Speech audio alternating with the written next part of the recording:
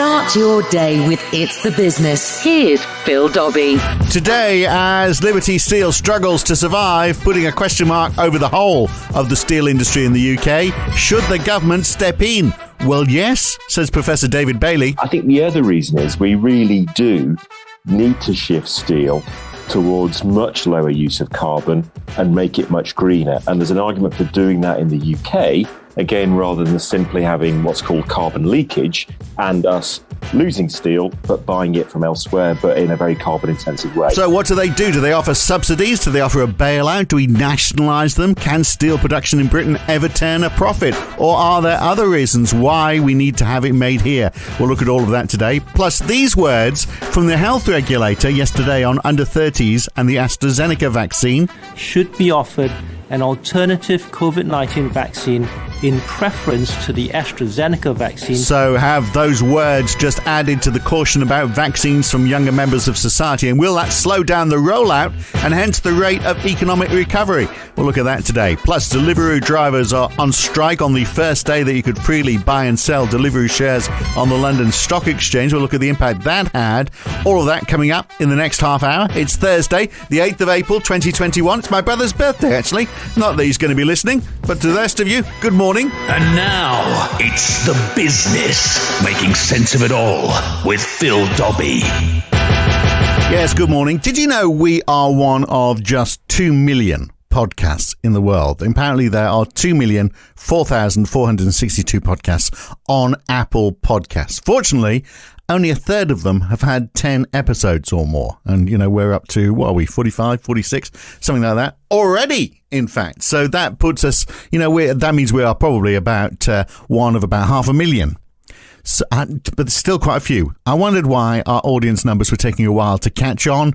No, you are obviously distracted by the other, what was that, 499,999 podcasts that are available to you. Now, are you ready for some bad news? It might be we give you too much bad news on this podcast. I mean, I do know that the uplifting podcasts are the ones that do immensely well. But, you know, healthy mind and body with Phil Dobbie is just not going to work, is it? Particularly if you've seen a photograph of me.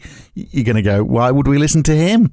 So let's stick with the bad news. The bad news is that vaccinations are not the kill-all cure that we're hoping for. Michigan is the epicenter of the virus in the United States now. About a third of the population has been vaccinated there, but case numbers are still rising despite that. They had 11,300 cases on Tuesday. That's their second worst day ever. This is just one state in the United States. Only 58 people died on that day, but the number is rising despite the inoculations. And worse still, the Detroit News yesterday, I tell you this because you've probably not got around to reading the Detroit News just yet. They say as many as 246 Michigan residents considered fully vaccinated against COVID-19 were later diagnosed with the virus. And of those, 3 have died, having had the vaccination. So maybe it isn't 100% protective against severe illness and death, which is what we're being told. Although, in fairness, there is a question mark about how quickly after the vaccine they died. Perhaps the full immunisation, which we're told can take a few weeks to kick in. Perhaps they hadn't had long enough for that to happen. But look, if the vaccine isn't going to be the be-all and end-all, which it won't be, will it? It's going to make a big difference. But we're still going to have measures like social distancing for some time, I think, and measures to control the spread of the virus, looking at, you know, who's going where. I think we're forever going to be registering in pubs and restaurants when we go out. So just what role will technology play in all of that? Well, look, we're going to be talking about that with Peter Cochrane early next week on the podcast, because if it means more surveillance, and if that is the case, should we be worried that this surveillance will mean that some of our liberties are taken away? Well, Peter Cochrane doesn't seem to be too worried about that. I always say to people who are really paranoid about this stuff, you know, they think, I've had one or two people say to me, I'm sure the police are listening to me all the time. And I say, well, you know, what makes you so sure that you've got anything of interest to anybody to listen to? It seems to me to be either they're ill or they're supremely arrogant that they think that they've got anything worthwhile listening to. Yeah, he always talks common sense. That is next week on the podcast. I just tell you that so that you can subscribe so you don't miss an episode. Maybe unsubscribe to one of those other 499,000 podcasts that you've got on your subscription list. A very interesting half-hour discussion on track and trace, vaccine passports, how technology fits into all of that, particularly if the recovery is slower than we're hoping it's going to be. And if those cases in Michigan are just a forewarning of what's to come, and track and trace and registering at pubs and all that sort of stuff is going to be necessary. It could be necessary and with us for a very long time, couldn't it? Now, this was probably the biggest news yesterday. Adults who are aged 18 to 29 years old who do not have an underlying health condition that puts them at higher risk from serious COVID-19 disease should be offered an alternative COVID-19 vaccine in preference to the AstraZeneca vaccine where such an alternative vaccine is available. That's going to hit take up, isn't it? That's the UK regulator saying AstraZeneca shouldn't be used by anyone under 30, but unless there's nothing else available. They're saying if nothing else is available, then you should still take the AstraZeneca vaccine, but it's better to have it than have no protection whatsoever. But if you've got the choice, use something else, is what they're saying. That is going to delay people now under 30 taking the AstraZeneca vaccine. They're going to hang on, aren't they? And maybe they should. Alexander Freeman from the Winton Centre for Risk and Evidence Communications at the University of Cambridge says the ICU admission for every 16 weeks per 100,000 people for people aged 60 to 69 is 14.1.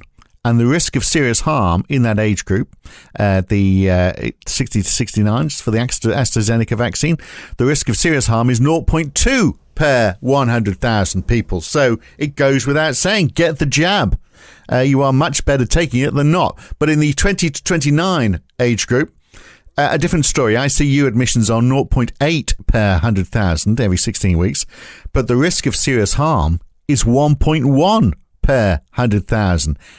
Serious harm is much higher in that age group actually than any other. In fact, it's double the risk for anyone over 40. And you look at those numbers and you're thinking, well, actually, they do stand out a bit, don't they? And all of this is going to complicate the vaccine rollout, which has already been slowing down. The week of the 21st of March, we had 3.6 million first doses of the vaccine. Last week, that was down to 2.4 million for the first dose, in part because they were also rolling out a lot of second doses. But it does mean vaccine rollouts are likely to continue well into August, just in time for us to get booster jabs for the new strains ready for next winter. So if the vaccine rollout slows down, then the economic recovery slows down, doesn't it? Now, this didn't take long. Our workplace is the street. It's the street and it's in and around customers' homes. And that does have its risks. To then be paid, sometimes absolutely nothing feels like really demoralising. That's a Deliveroo driver interviewed by Reuters yesterday as hundreds of their drivers went on strike. Are they drivers or riders? Riders, I think, on strike for more pay and better conditions. They marched between the Deliveroo headquarters and Finsbury Square. I'm not quite sure why they went to Finsbury Square. Normally you'd march on Westminster. Perhaps they got lost on the way. If you ever wonder why the food's got cold, it's because they don't know where they're going. Anyway, Alex Marshall, president of the Independent Workers Union, who also used to be a bicycle carrier, said to The Guardian yesterday that they were protesting against Deliveroo's treatment of workers. He said Deliveroo presents a false choice between flexibility and basic rights. I think, that is the same with all of the gig economy, isn't it? It has to be challenged. We have to pay more for these things. You can't have a business model which just basically works by ripping off the workers. Deliveroo say their drivers, of course, are generally very happy, and they keep pointing back to a survey of riders. The last one was published that I can see in 2018. If there is another one, they haven't deemed to put it on their website, but this one said there will be a huge increase in on-demand work over the next 5 years as it adds an extra £1.7 billion in higher incomes. In higher incomes, not in high incomes, higher incomes. Presumably that means higher than people being unemployed. So that's 1.7 billion more than the unemployment benefit. So that doesn't really tell us a great deal, does it? It doesn't mean they're necessarily earning a great deal. We need to know how many workers that's based on. But hey, generally, if you put a big number like that, 1.7 billion pounds, put it in there somewhere, don't provide any scrutiny or explanation, then people won't know what it really means and they'll move on. And the agenda is forgotten about. I think that is their technique. None of this hurt the Deliveroo share price yesterday, though. It was up yesterday. Although, mind you, shares in the UK were generally up yesterday. So Deliveroo was just another one of those. The IMF yesterday had the audacity to say that those who've done well from COVID-19 should be paying more tax generally around the world to compensate for those who've done less well. Vitor Gaspar, IMF's head of fiscal affairs, was being interviewed by the FT. He said a rise in inequality during the pandemic meant younger and poorer people suffered the most because they're at greater risk of losing their jobs and their incomes. So a temporary tax on for a grace period, he says, basically would help solve the problem, saying this is what Germany did for their solidarity tax after reunification, and other countries should try the same thing. I think maybe it's a point if it stops asset prices as well rising sharply. If you take that money out of the top echelons of society, then maybe there'll be less money being pumped into shares. Now, is that a good thing or a bad thing? I'll leave you to make a choice on that. But it could slow investment generally, couldn't it? Which may not be a good thing. And I think, this is probably a topic we can have on the weekly podcast I do with Steve Keen. If you haven't caught up with that yet, debunking economics is a form of higher tax for the high earners the best way of levelling up economies or levelling down economies, or should we just try and fix it with more government debt, priming the economy, creating demand, and that's going to help those jobs come back? I think I've just answered that question already. But look, Steve Keen and I'll manage half an hour on that, I'm sure.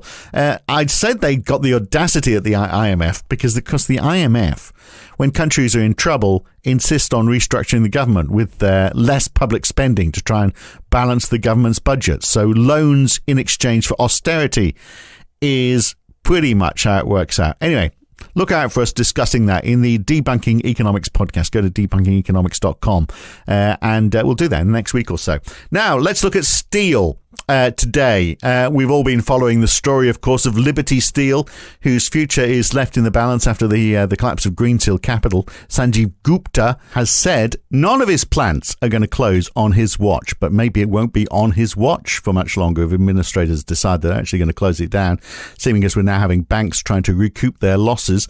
And the government has refused a request for £170 million of emergency funding, but they will perhaps consider nationalisation. They haven't ruled that out. The UK steel industry, of course, has been in public hands before, until Maggie Thatcher privatised it in 1988. Before that, in the 70s, UK steel production was nudging 3 million tonnes per month. Now it's down below 500,000, so about 6 million a year, compared to China, which wasn't producing much back then, but today is producing, well, it's almost 1 billion tonnes now, which is about 170 times more than the UK. So, of course, economies of scale and all that, our steel is very expensive. So is it time to let it go, or should we pump public money into keeping it going, or should we renationalise it? David Bailey is Professor of Business Economics at Birmingham Business School. He's a Senior Fellow at King's College's UK in a Changing Europe, which is funded by the Economic and Social Research Council. So the government, as I said, they've said they're not going to bail out Liberty Steel, and of course they're not the only steel producer in the UK, of course, but are they worth saving? I think they are, for a number of reasons. I think that steel is a foundational industry in the sense that it is used in lots of other industries. If we think about the auto industry, construction, aerospace, other parts of manufacturing, then if we let this go, then we are going to be, in effect, displacing steel production elsewhere.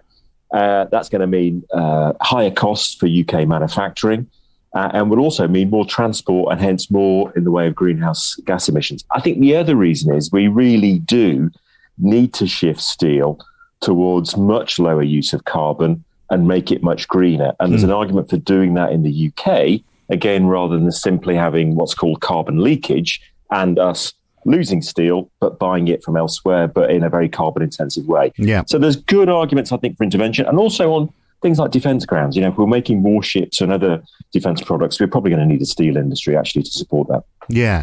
Well, you say it's cheaper But it's not, is it, to produce it locally? If we're buying steel made in Britain, generally it's more expensive. For example, for whatever reason, the cost of power here is that much more expensive even than it is in Europe. Forget about buying, the cheap stuff from China. Even if we want to buy it from the continent, it's cheaper than producing it here because the energy cost, which is such a big component part of it, is so much more expensive here. So we'd have to subsidise it, wouldn't we? Well, I think what we'd have to do is look at what's, structurally, why is it more expensive in the UK? And you've touched on one of the elements there, that's energy costs. Now, it was a deliberate government policy in the UK to increase energy costs and increase the price of carbon for good reasons, to save the planet. Not everybody else has done that to the same degree. So energy costs in the UK are much higher than in the United States and significantly higher, 60, 80% higher than in some EU countries. That puts UK steel and other energy-intensive industries at a competitive disadvantage. And the UK government never really compensated manufacturing in the UK for that. So it's a very laudable objective, increase the price of energy and carbon in order to reduce carbon emissions, but then you've got to compensate industry in some way to remain competitive. That could be through lower corporation tax, it could be through research and development support, it could be through lower payroll taxes or helping it adopt green technologies, but we haven't done it. So we've put the industry in a difficult position. I guess the idea is, isn't it, that you find alternative ways so that you don't use quite so much energy. But it sounds like there's no other way, and there's no alternative to steel, is there really? I mean, it is sadly something that does consume a lot of energy to produce, but we can't build bridges or build railways. I mean, we haven't found anything that actually will do as good a job as steel. No, that's right. It's an amazing material. It goes into many of the things that are around us. In terms of our modern infrastructure, we need steel. I think the other thing here as well is that the whole coronavirus pandemic has brought home the fragility of our supply chains, whether it's in terms of ventilators or vaccines or getting the food to our stores. And I think one of the things I want to be learned from the whole experience is the strategic importance of manufacturing, and that we probably need to value it more, including steel, and make sure we've got access to this really important resource that we use in lots of different ways. Going forwards, can we do it in a greener way? I think we can, but it's not immediate. What's interesting in the current crisis around Liberty is two of their arc furnaces are actually very energy efficient. So that's something I'd like to see preserved, particularly in the UK, as we go forwards. So has Brexit played into this as well? Because there is still a lot of steel being produced in Europe. Are we finding it more difficult to sell from there? Is it harder for us to buy from there? How's it changing that balance? And perhaps it doesn't really matter if we do say, well, we're going to commit to producing more and becoming more domestically dependent. Perhaps the situation with Europe is going to become less important over time. I think it will, actually. I mean, I think there's a number of issues there. One, it's not at all clear to me that Brexit itself is a major cause of this current crisis. I think there may be issues for some customers around customs delays and so on. So that might have an impact on parts of the supply chain. But in terms of sort of steel production, I don't think it's such a massive issue. But, the relationship with Europe, I think, has been very interesting when it comes to steel. If we go back, rewind, back to, say, 2016, China was putting huge amounts of steel into world markets. The argument was that they were effectively dumping. The EU governments and the European Union were actually pretty up for putting in place very high tariffs as a safeguard measure, which is allowable, to preserve European steel. It was actually the British government that was against that. So, this argument somehow Europe has limited our room for manoeuvre, I don't think was quite right. Having said that, the UK has taken back control now. It has left the European Union. Whilst there are level playing field provisions, it's not bound by those same state aid rules. So it can intervene if it wants to. And previously, the UK government would hide behind state aid rules and say we can't do anything. In fact, many European governments did.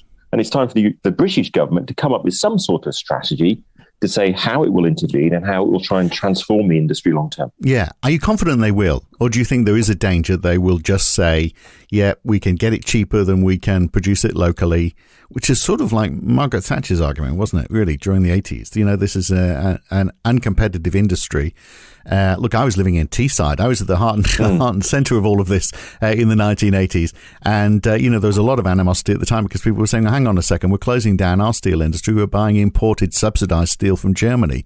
Is there a danger we're going to go down the same road again? I think that's a very interesting question. I think, firstly, it's a test for the government of having taken back control post-Brexit. Is it going to do something differently? The noises from government are very positive. So the business secretary is saying they're hoping, for example, to keep liberty in its entirety. They're looking at every available option. Boris Johnson saying only a couple of days ago that there is more flexibility post-Brexit and they're going to look for a solution. So the words sound good.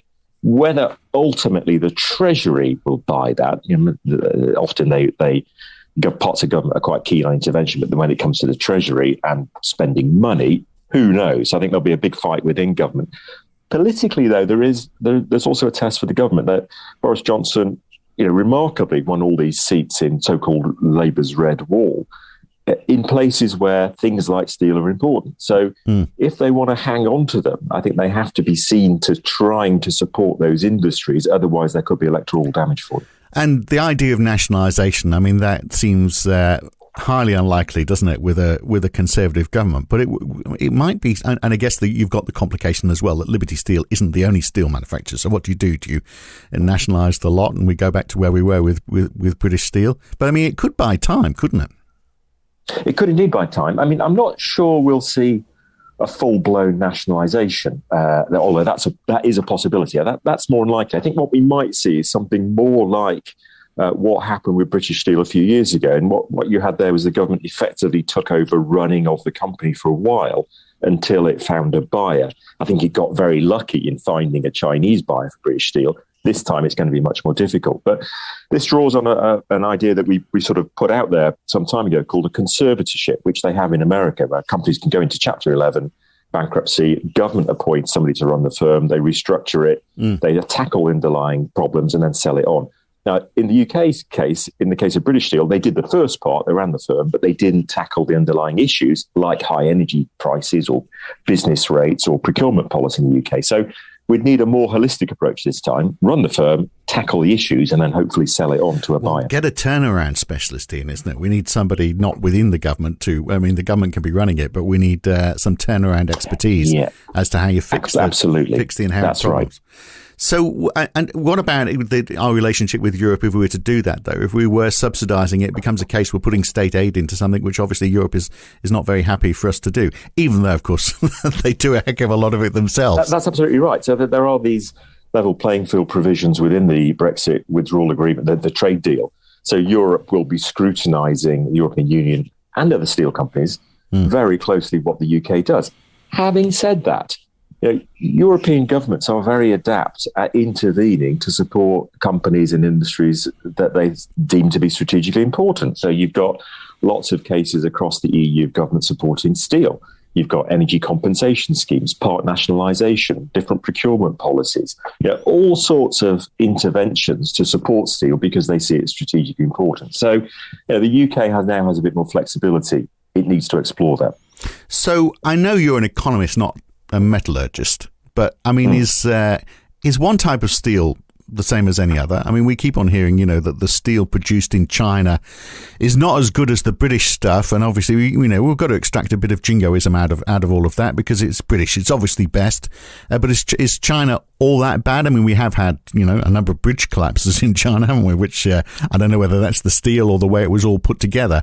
But is there a big difference? And is that a reason, maintaining the quality? If you are building big infrastructure projects that you want to stand the test of time, you obviously want to make sure there's good quality steel, not a brittle steel, which I think is the problem, isn't it? If it becomes too brittle, then it can cause collapse. We want to make sure we've got the quality there. That's right. And I'm not like you said, I'm not a metallurgist. What we have seen in manufacturing more broadly is a degree of reshoring of activity in recent years from places like China, partly because of quality issues. So there may be an argument around there in terms of steel. Also, there are certain types of steel produced, for example, for construction. There's types of steel that are very high-strength steel, which are low weight, which are increasingly used, for example, in automotive, in cars, to get weight down. That's going to be really important as we shift over towards electric-powered cars. Because of the weight of the batteries, we need to find ways to get weight down in vehicles to extend range. So there are certain areas where we know there's going to be a big demand going forwards. Quality steel, high-strength steel.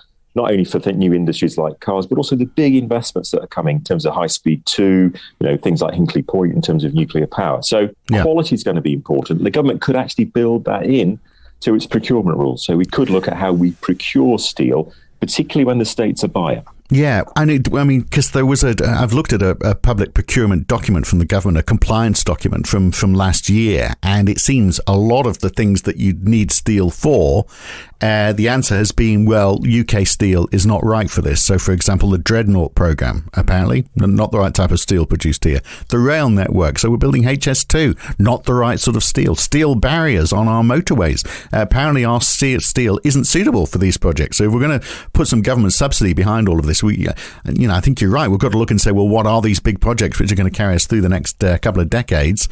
And do we have the steel manufacturing process that's going to be suitable for it? I think that's absolutely right. So we know there's going to be a big demand for certain steel.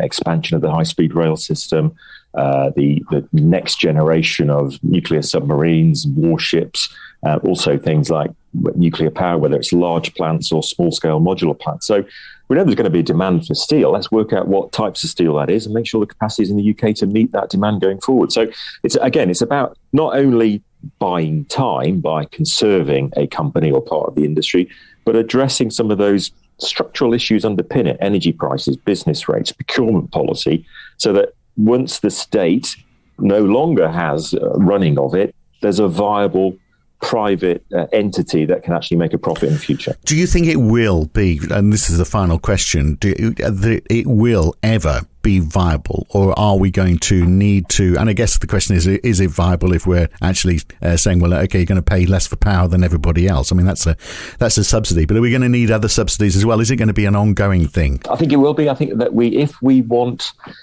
steel as a strategic industry, we need to think how we support that, and that can be in direct and indirect ways. And I think this comes back to the fundamental issue: are there certain industries that strategically you want to control in some sense? Whether it's utilities, whether it's certain key industries. For me, steel is one of those key industries that strategically we want to have a say over. That comes with probably a need to support it in some sense going forwards, especially if we want to reduce carbon emissions going forwards. That is going to require state support to make that happen. Right. Well, speaking as a lad who grew up in the northeast in Teesside, this is obviously a loaded question, but I love the answer to this. Was Margaret Thatcher wrong then? I think some of the things that she did work right, but I do think that the macroeconomic policy in particular caused a lot of problems. We had this crazy monetarist experiment, I think, overvalued exchange rate. That really, we also had North Sea oil, which pushed up the exchange rate as well. There was a really negative shock to the manufacturing sector. And we lost a lot of manufacturing that we didn't need to, basically. And we've been left a very unbalanced economy ever since, highly reliant on financial services, things like retail, property speculation. That's left us very susceptible to economic shocks. So we need to reindustrialise, don't we? That's what you're saying, I think. And we do, but in a green way, and taking on board all the new technologies that are coming from things like Industry 4.0. So I think there is scope for a very viable manufacturing sector in the economy, not necessarily employing huge amounts of people because of automation, but providing good quality jobs and with a really positive spillover to the rest of the economy. Yeah, we've got to see some of those plans, haven't we? We've got to see something coming out of the government. I appreciate they've got a lot on their hands, but we do need a strategy behind all of this. That's right. And part of the problem there is the government have just ditched their industrial strategy. So, quite what the government's going to do here is still up in the air, because at a time when we need a strategy more than ever, they seem to be moving away from it. All right. Well, great to talk. Hopefully we can get you back on again sometime soon, David. Appreciate your time today. That would be great. Thanks. Thank you very much.